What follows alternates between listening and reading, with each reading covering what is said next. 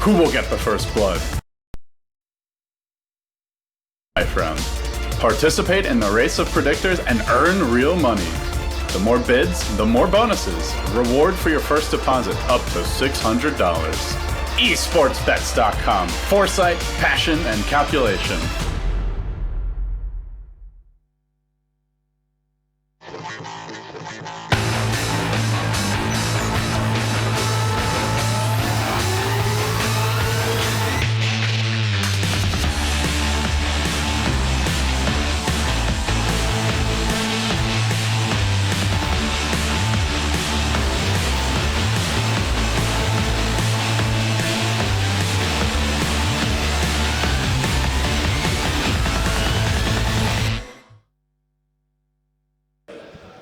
So, okay, now we should be ready to get into the draft in just a moment. That was a little bit of an awkward transition, but yeah, welcome to the, what we have coined it, Analyticast. You have coined Ben hates the name. We're going with it because of that. That's actually the only reason we like it. And yeah, we're pretty much ready to get into the draft. We've already got 4 bans and 4 picks, so let's jump right into it here. First, we're going to have a look at the teams, though. EG, of course, playing up against Alliance on this.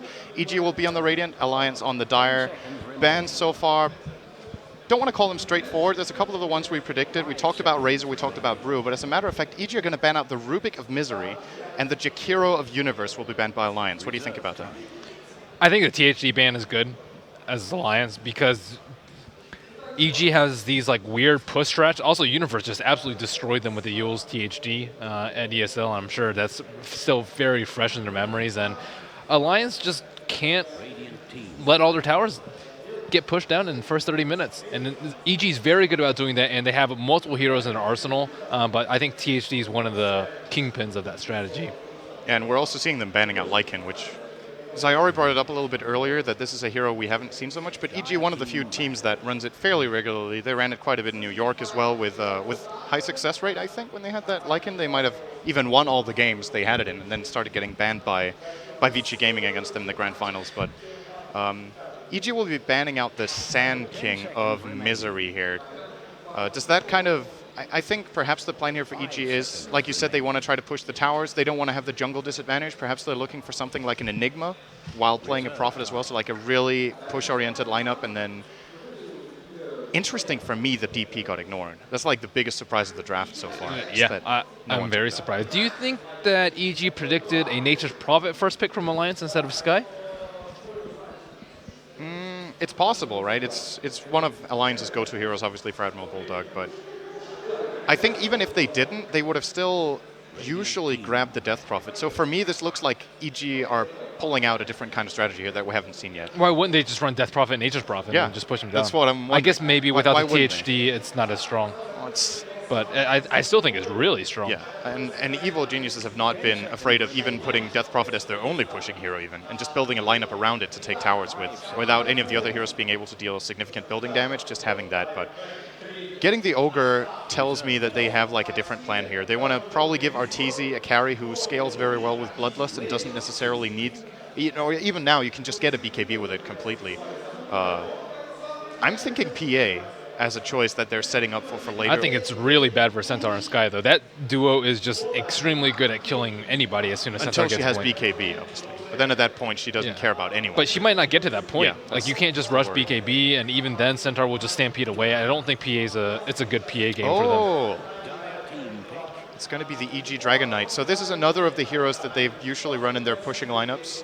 If they follow their norm, they will be grabbing a defensive support for the Dragon Knight, either the Treant or Abaddon.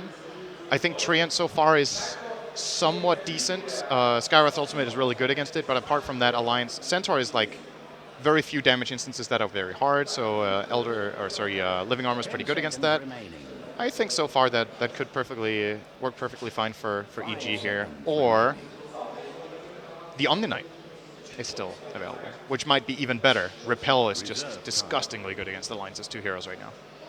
Yeah, EG definitely has their options open for them. Alliance, they can't really ban out Abaddon, Omni, or Tree because they're all pretty much interchangeable at this point. And at this point, they have to draft some sort of anti-push, wave clear, the standard. Mag actually would be, I don't know. I don't know if they want to go to like the heavy ultimate heavy cooldown ultimates, just because if they mess up one RP, EG takes 2 towers. Yeah. So it's really risky for them to do so. Yeah, if you're Alliance now, I think you might be thinking about something like a Timber Saw, but then you have to safe lane the Centaur and farm him. But yeah, it's really good here. You have the Chakram for deep pushing. You have Whirling Death against against mainly the Strength hero in Dragon Knight. They could also play the Timber mid, which is something Alliance has done in the past when S4 used to play there, and then use that as a way of dealing with that Dragon Knight. I like this pick a lot from Alliance. So very nice choice. He also gets to play against Nature's Prophet, so that makes for some good role play.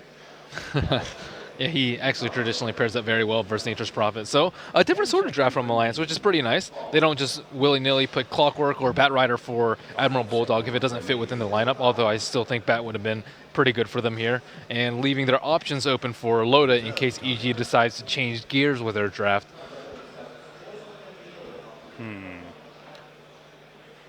I'm also okay, it is going to be the Abaddon. So very, very standard approach here from EG.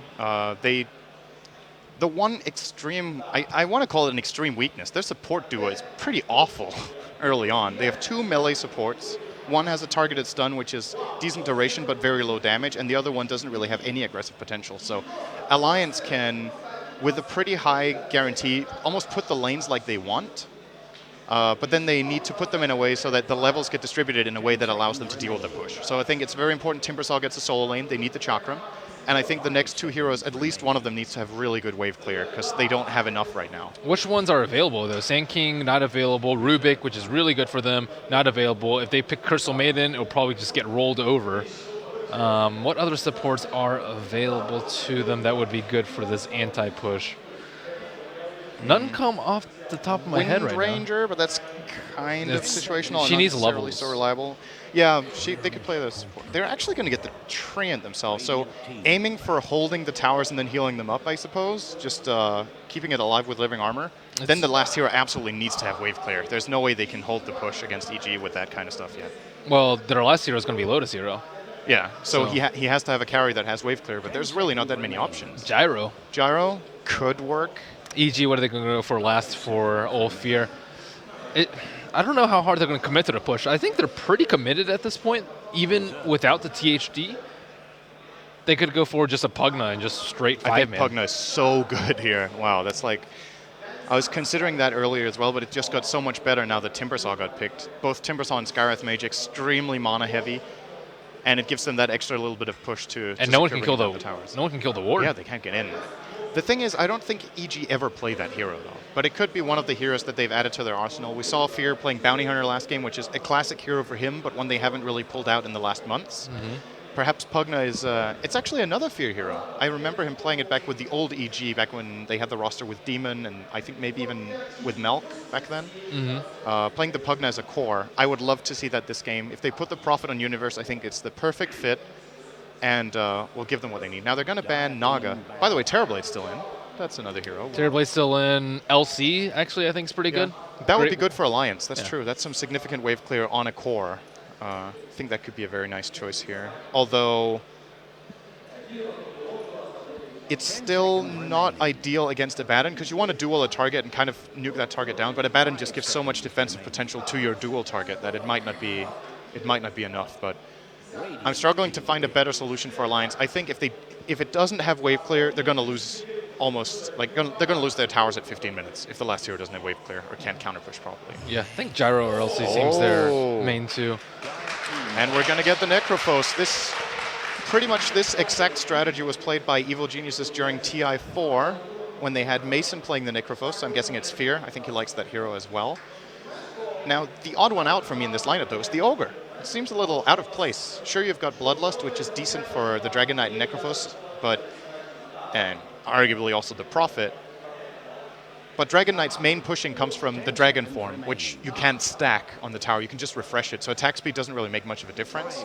The mobility, I guess, is decent. It's also another source of initiation. He can kind of run up. He's not strength, so he's not terribly vulnerable to Timbersaw's burst, and they just need some sort of damage to lead into Reaper's Scythe. So I think it's a nice early pick for them. I do not like this last pick at all for Alliance. I think it's extremely greedy.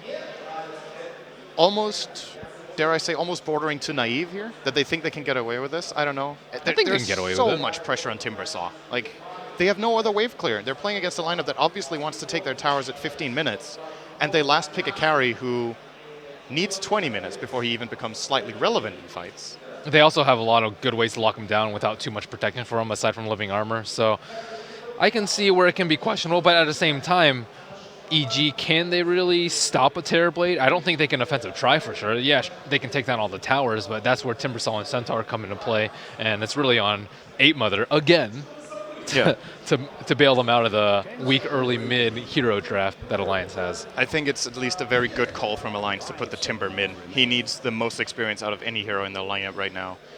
And yeah, as far as the other heroes for Alliance, we're going to introduce the players right now. It looks like they're moving out fairly quickly, so maybe up to some aggressive movement here in the beginning. With Misery on the Treant Protector, starting out with Boots. Loda will be playing as the Terrorblade. Then we have the Centaur being played by 8-Mother. They actually swapped. And then as far as the move the camera, the Timbersaw will be played by Admiral Bulldog. And then finally, that leaves the, I believe we're missing the Skywrath Mage, played by Aki. Okay, and on the Radiant side, we have PPD. Okay. PPD on Abaddon. To this. We have Zai on the Carry Ogre. Every Ogre is Carry Ogre. Fear on the safe lane, Necrophos. The last two, we have Arteezy in the mid lane and Universe on the Nature's Prophet with that nice looking Scythe of Vice.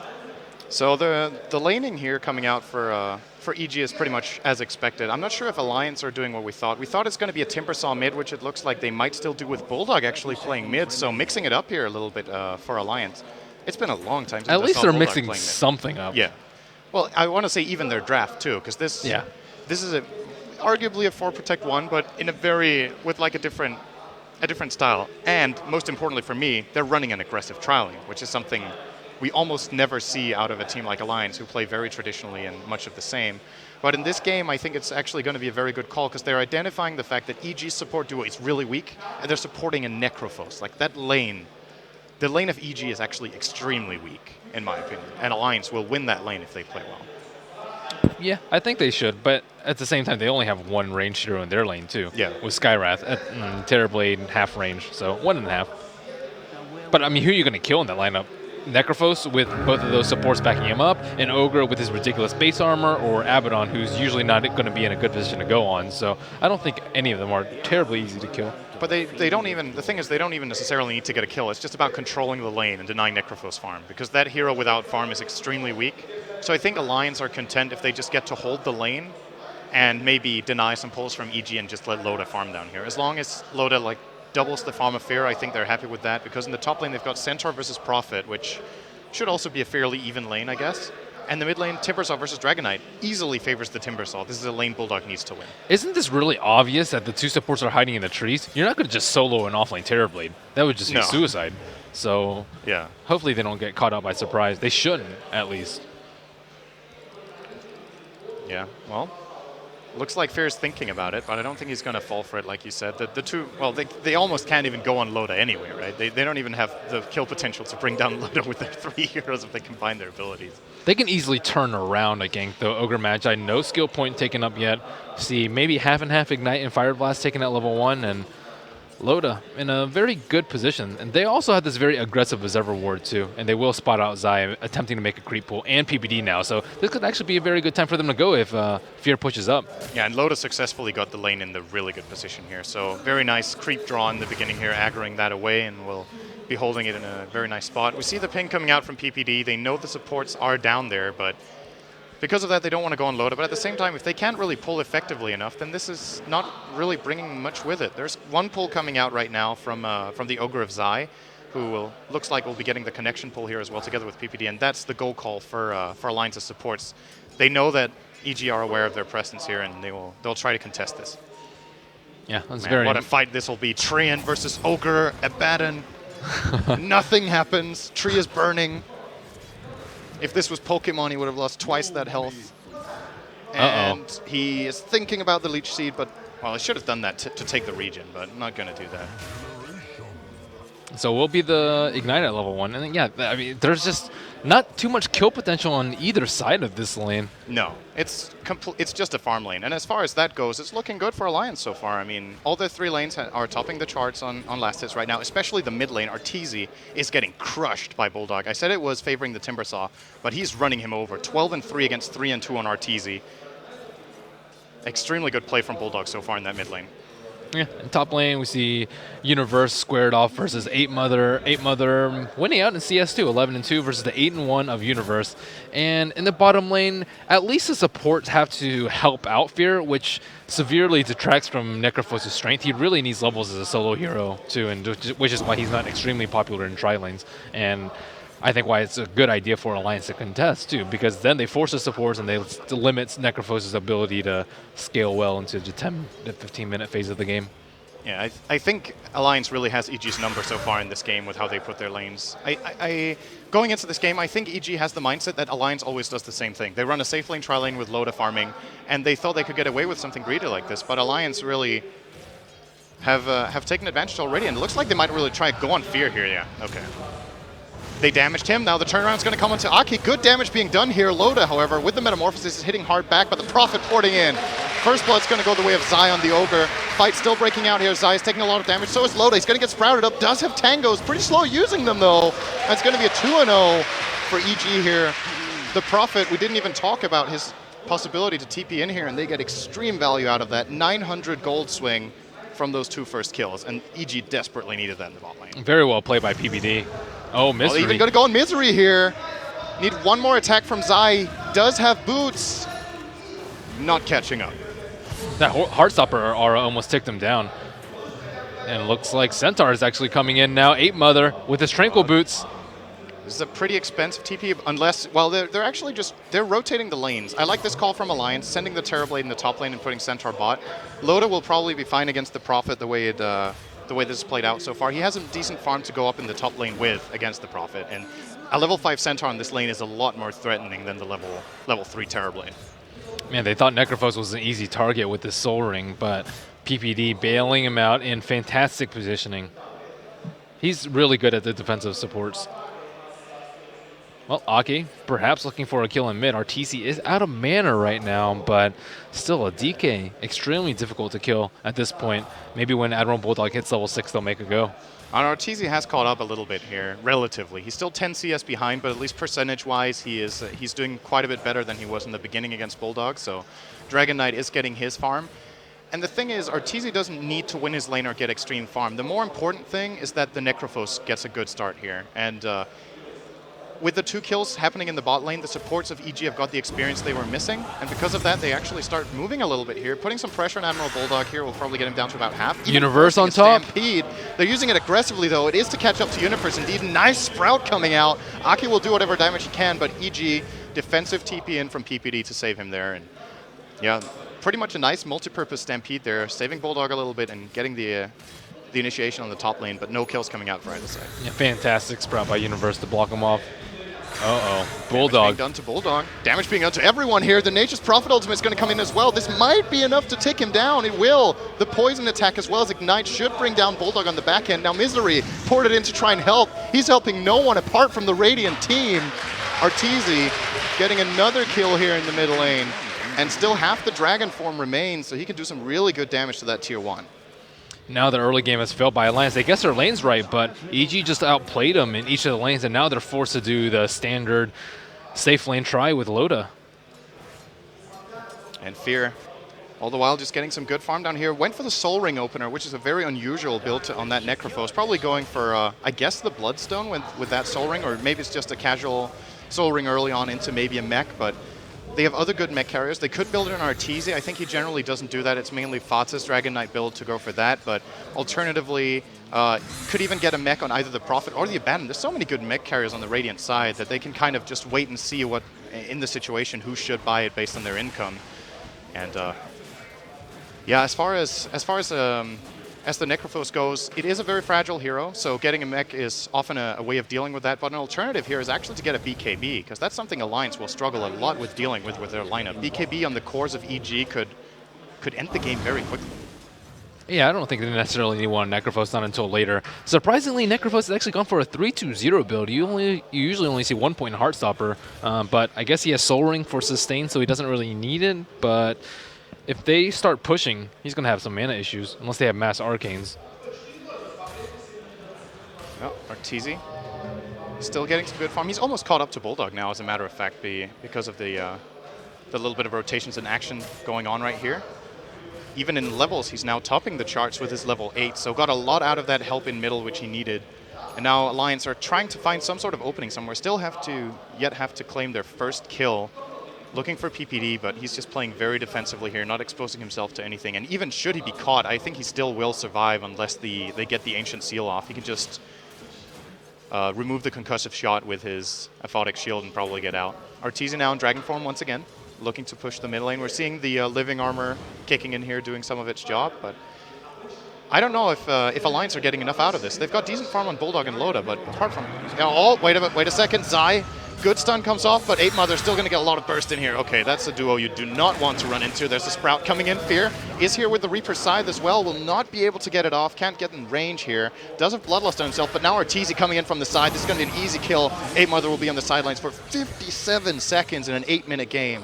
That extra 30-second death time is really going to hurt. Loda, in the meantime, metamorphoses and starts pushing top. And they could actually be the one to get a tower first. Looks like PPD's already TPing in. And nice rotation coming out from Centaur. Maybe sensing a gank coming out from Zai in the bottom lane, but will still go down in the end.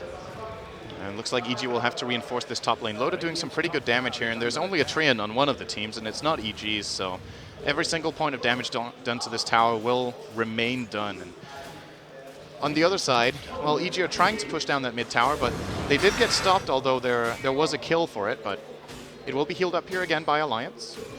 And Admiral Bulldog is doing very well as far as levels and farm goes. I'm wondering which item build he goes for, if it's just the standard Bloodstone, if he has something else in mind here, because could go for something like a Yule's build-up. I think Yuling away the Abaddon, or maybe even an Orchid, could have a huge impact on the game here.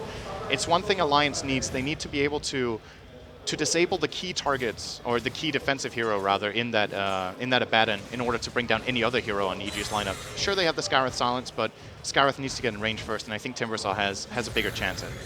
Yeah, they definitely need to try and kill that Necrophos early on in the fight, and won't happen if PPD's right there. And Nature's Prophet making pretty good headway on his Orchid too. This tower is just going to go down without a contest.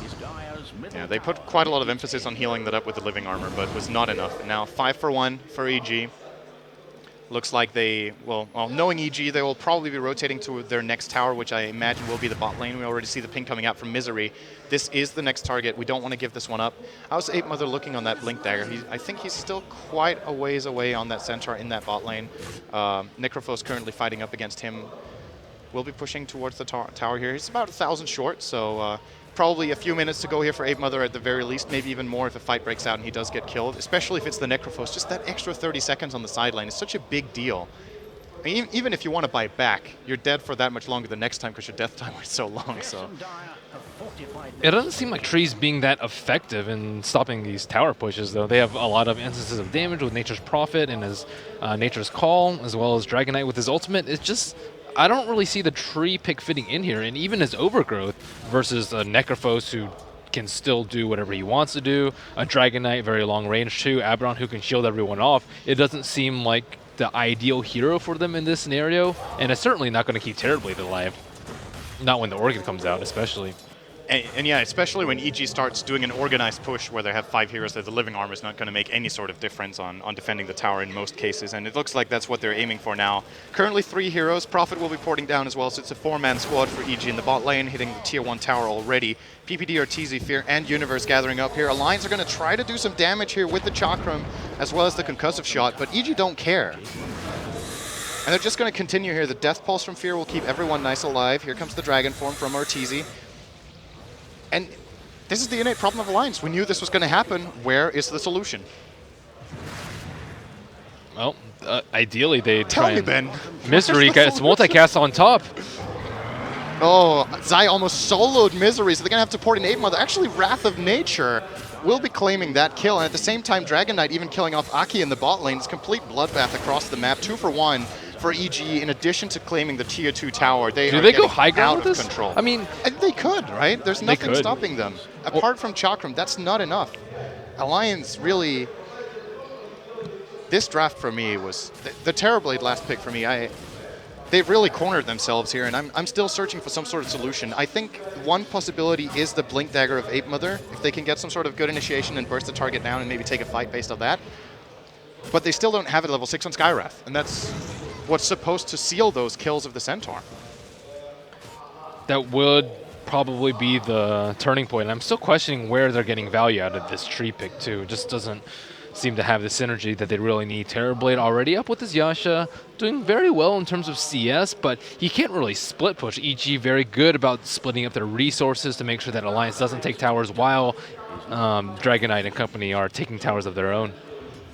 Yeah, it looks like Arteezy is already hitting that top tier 1 tower. Will probably have his ultimate available very soon and just go for that tier 1 on his own if there's no backup coming in from Alliance. Now, we will see the Dragon Knight picking up an armlet here, actually, which I like this choice a lot when you have all this defensive healing supports, because just boosting your health by that 500, you can actually keep him alive and keep him topped off all the time. So Arteezy will be very difficult to bring down. The Blink Dagger from Ape Mother will do its whatever it can, but I don't think you can go on Arteezy at all. And that's a big problem if you're Alliance, because if you can't open on Arteezy at all and he's just the frontliner, you have to find some sort of way of getting in on the back line. And the only way I can imagine right now is smoking around, which it looks like Alliance indeed will do. This has to work, or they're going to lose another tower in a moment.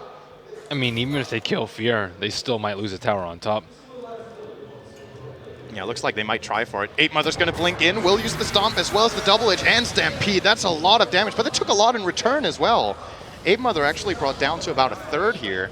And all the while in the top lane, we've got Arteezy as well as Zai pushing that tier 2 tower. Will be retreating now as the secondary smoke is used by Alliance. They have just used 2 smokes on getting 1 kill on a hero who's out in 20 seconds. But they'll get another one. Arteezy very cockily here, TPing in the middle of everything instead of going to a safe spot. He's still living! The triggering of the armlet, absolutely perfect from Arteezy. They get 2 kills here. We'll get a third.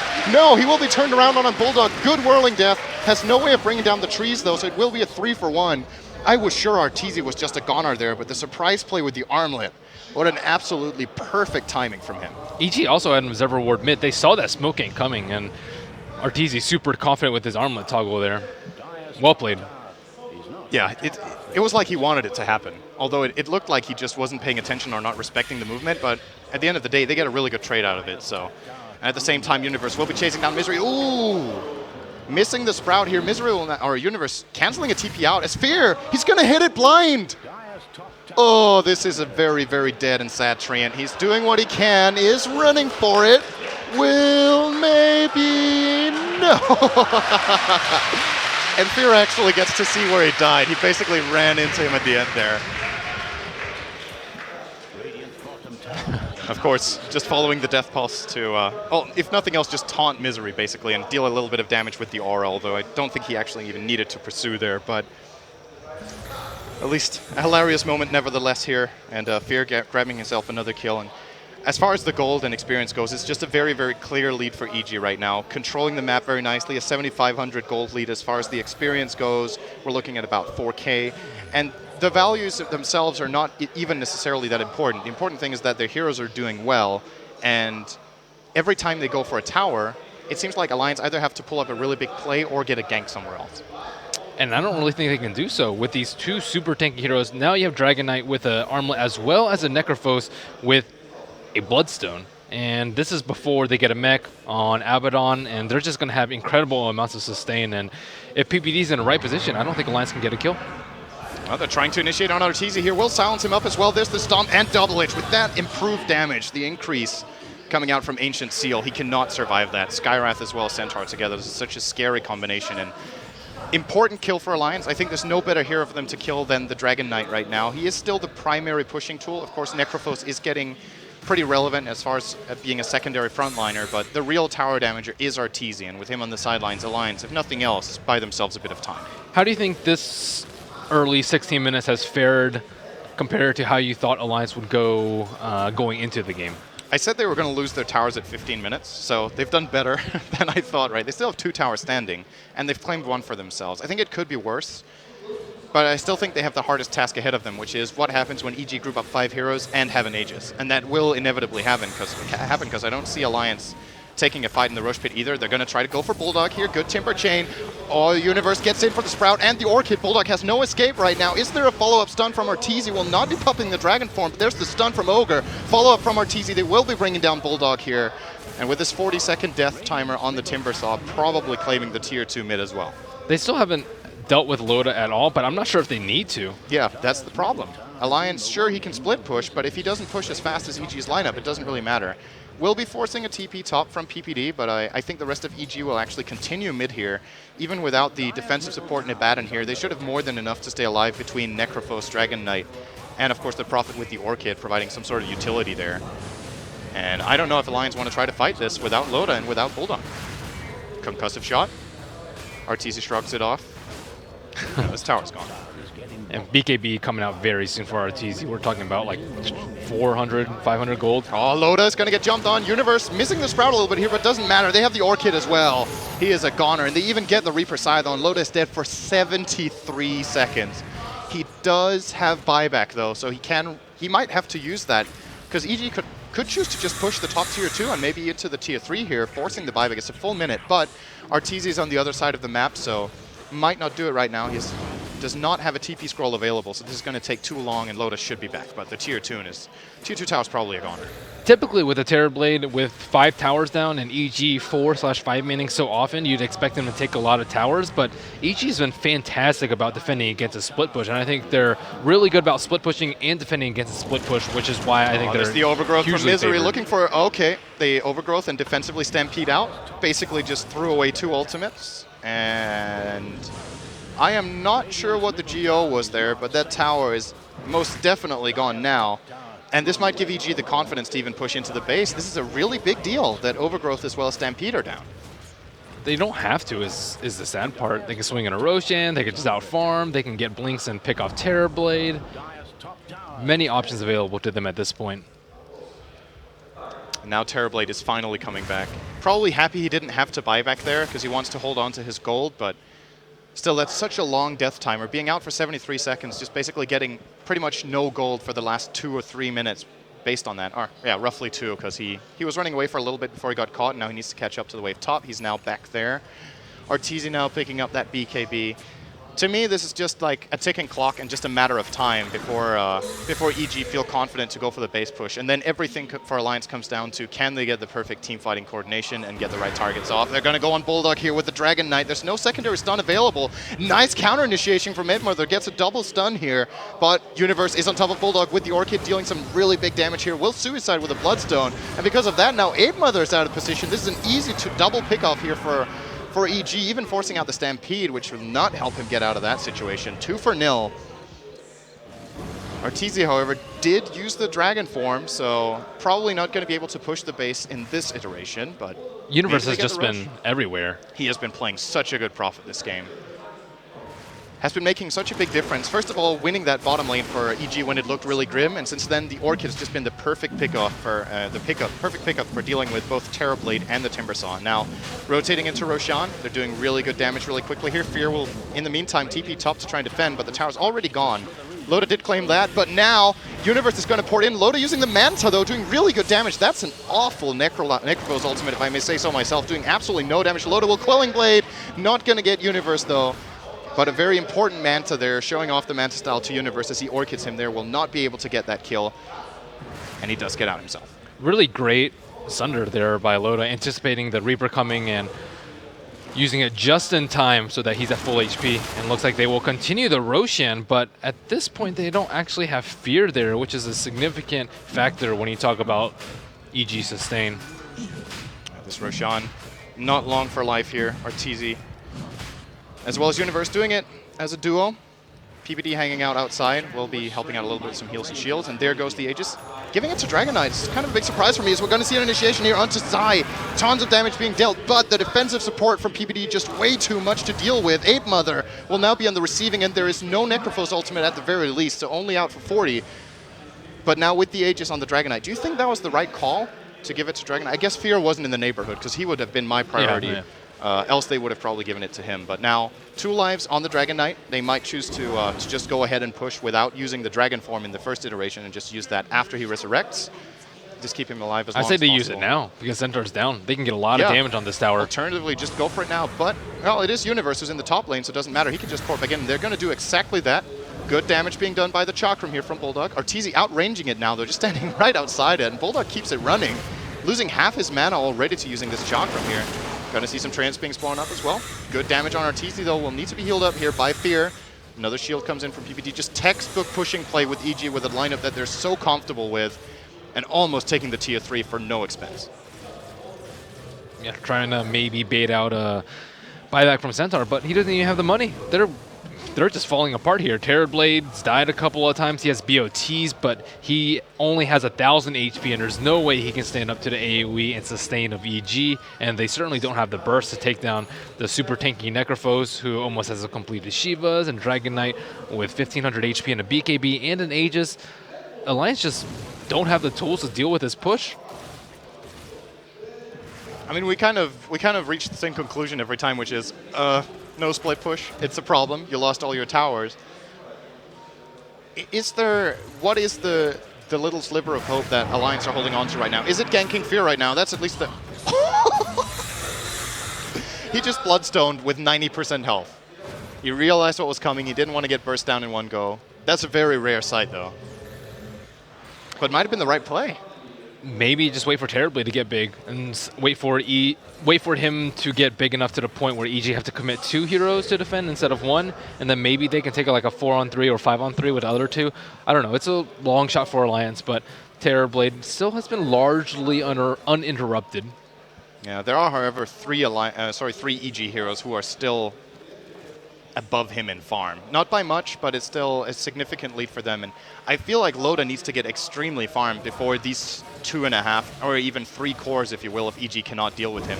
And the thing is, one of EG's cores is a Prophet, so he will always be able to defend and split push and just TP into the fight. So I think EG are still in a position where they can always just commit one of the other heroes to defending against Loda and then port in the Prophet. So it seems like a very easy deal for EG here, and I'm wondering if there's...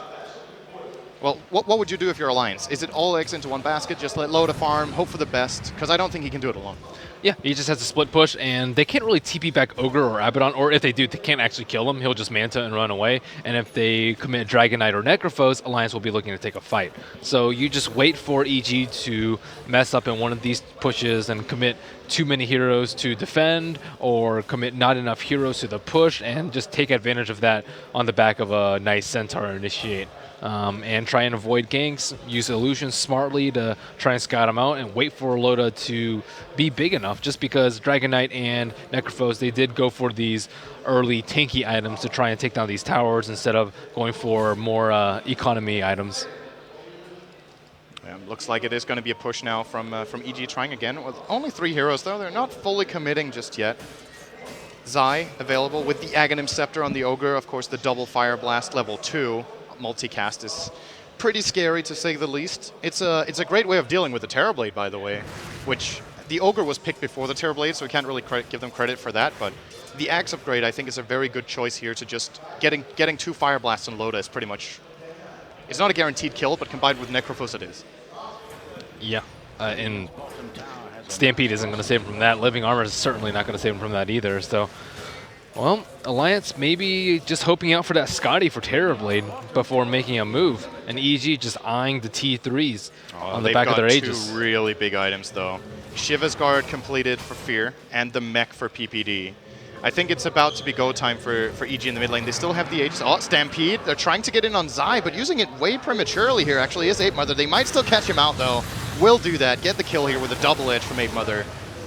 Wrath of Nature flying through, dealing some significant damage, but doesn't really matter right now. And Alliance buying some more time. Do you feel like EG have been a little bit too passive? They got that mid-tier 3 down to about a 1/5 of its health, and they haven't tried for it since then, and now they've effectively allowed Alliance to heal it up with the Treant. They didn't use their Aegis, and they're giving a lot of time. I think they're being a little bit too cautious here. They do this a lot, though. They have the tools necessary, but they don't want to take that risk just because they have very good map control right now, and losing one or two heroes here and there is much better than the risk of getting 4 or 5 man wiped inside the base. But at the same time, I think it's highly unlikely that they get wiped in a base. All they had to do is spread out, PPD, shield whoever gets stomped, and they should be good to go. I mean, their heroes are insanely tanky right now. Maybe a pipe would complete their tool set and make them feel confident enough to push up the tower, but now if they push, they don't have the Aegis anymore, and somebody risks dying to Timbersaw plus Centaur plus Skywrath Burst, especially if the Ancient Seal goes on Abaddon. We'll see what they do here. Yeah, PPD has to be very careful. He is extremely good at playing these defensive supports, though, so we'll probably be staying in a very good position at the back and just let Fear as well as Arteezy do the job. They're going in bottom with the Treants here. Our Alliance were not ready for this. The Chakram had just been used by Bulldog in the mid lane, so they get a little bit of a freebie here, forcing out the glyph for... And the living armor just went out. And living armor. Arteezy taking some damage. They cannot really commit to this, though. Misery out of mana. Both Fear and Arteezy doing... They're just going to town. Alliance are not doing anything about this now. Finally, the Metamorphosis popped by Loda, but his illusion's just going down. They found the real Loda. Fear with the ultimate. Such an easy kill.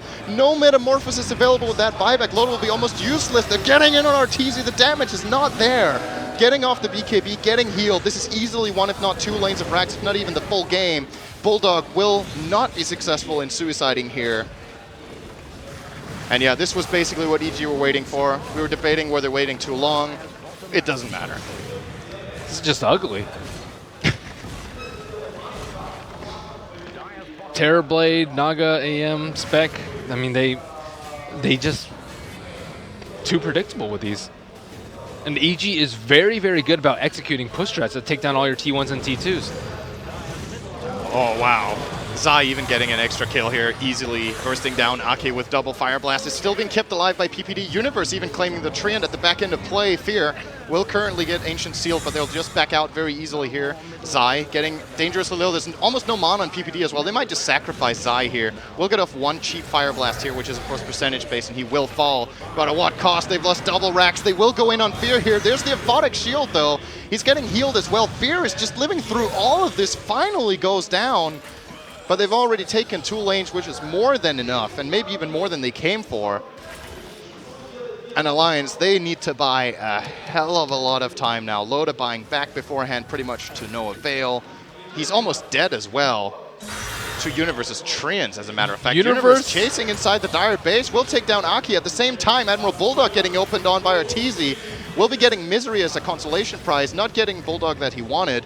Now working on getting onto Ape Mother, will reach the stun. There's no mana for Breathe Fire here. I don't know if he needs it. Ape Mother is trying to turn around him here. Bulldog actually going to go in. Really nice combination here. Great damage being done, but it is Fear returning to the battle. Gets 2 kills here, 1 with the Scythe. 84 seconds on the sideline for the Centaur. Those numbers are just way too high every single time, it seems, but that's the hero.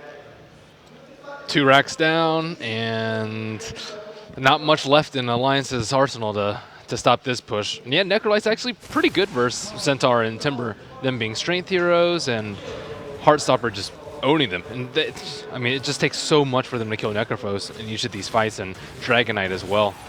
He already has HOD as well as the Mjolnir. The farm discrepancy is just immense at this point. Oh, now there's a little piece of good news for Alliance. Probably the biggest item in the whole game they could pick up, at least at this point. The Aghanim Scepter for Bulldog. Now they have twice as much wave clear as they did before. They now have 2 Chakrams on Bulldog. So maybe, just maybe, they can hold on to their 3rd lane here. I think this is just really bad implications for Alliance further in this tournament, though. If I expected them to adapt to their mistakes in the first game, in this game, and it just shows that they're just not caught up to speed in what their mistakes are, how they need to draft, and how they need to play against teams that have figured them out completely. And they did a little bit of switcheroo, but the early game botched attempt to kill Fear turned into a double kill, and then after that they reverted to their old ways, and EG just executing this picture-perfect push strat. to just sweep them. This is a good move from Alliance. This is what they need to do, wrap around and try to get one of the key targets down. They can't kill PBD, obviously, because of his ultimate, but if they can silence him, which is what they're going to do now, they might be able to open on someone else, but a fast Orchid from Universe, Ape Mother, being blown to bits, loaded out. What? What? They all just vanished from the face of the earth. Easy 5-0 fight for EG. I didn't even have time to play-by-play that. They all just died within 2 seconds. Another nice Orchid from Universe. Yeah, just phenomenal play by him all game. Well, that one's in the books. Sadly, not too much to say about that. It seems like whenever we do these analyst casts, we did one at the TI4 qualifiers as well. It was also one team has a great pushing strat and the other one has no counter push. It seems like this is our commentator's curse whenever we cast together, Ben. We want to analyze it a lot in depth, but I feel like, in essence, that was actually a pretty simple, and we saw it. We called it from the draft what was going to happen, and it did. Too greedy of draft by Alliance, well drafted by EG, and again, well executed. It seems like this is what they did back like around TI3 Phase 2 with a DK and just Superman him when PB3 was really popular. Yeah, and the thing about this lineup is for EG, the core heroes for it, I feel like are Dragon Knight and Prophet. And then PPD's hero can be switched out for something. We said the Ogre might not fit the lineup well. I think Zai had a very big impact, but he could have been another hero.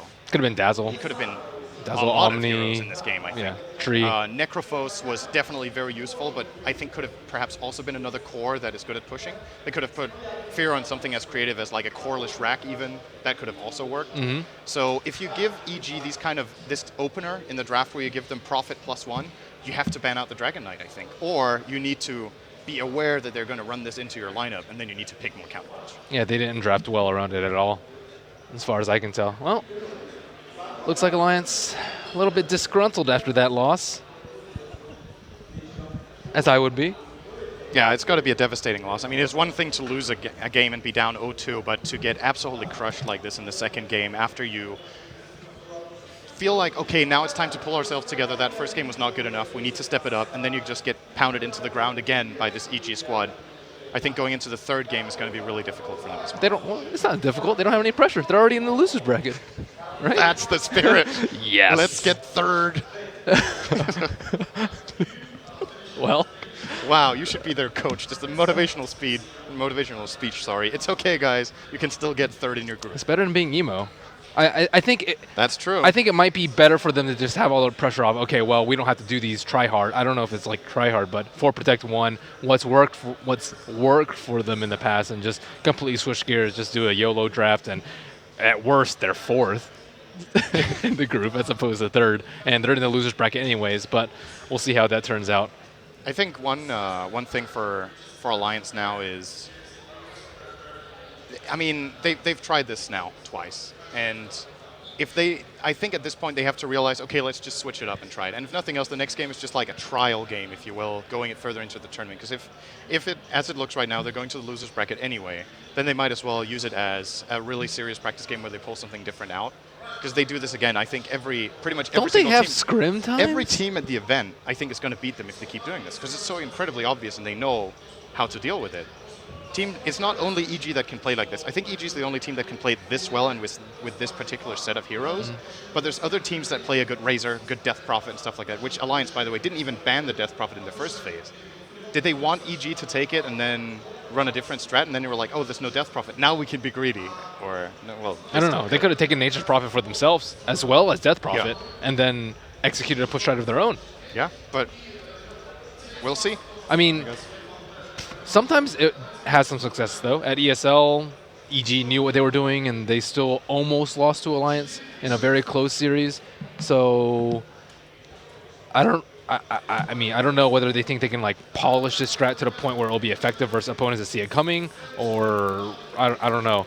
Well, I guess they did what they could, right? And they tried an aggressive trial lane, which they identified correctly in this game was a good call. I think that was a good decision. So they mixed that up. They put Bulldog on mid, which is something new. They played a Timbersaw mid, which they never do pretty much for the last months.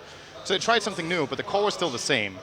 We need Lotus to farm. We don't have counter push. So against a lineup that wasn't against a lineup that had a similar composition to their own, I think they would have done really well in this game. Mm-hmm. But I mean, you've got to analyze the situation and realize what's happening and counterpick it. And it seems like they don't respect the opponent's picks. It's like they feel like they can get away with it. They just can't. Well, we'll have the help of our 2 other panelists very, very shortly. Are we cutting to a break, or are you guys just hopping right on? Cut to a break? Just take a break. Sure. Quick break. We'll be back. Take a short break, and we'll be back with some more analysis of the game.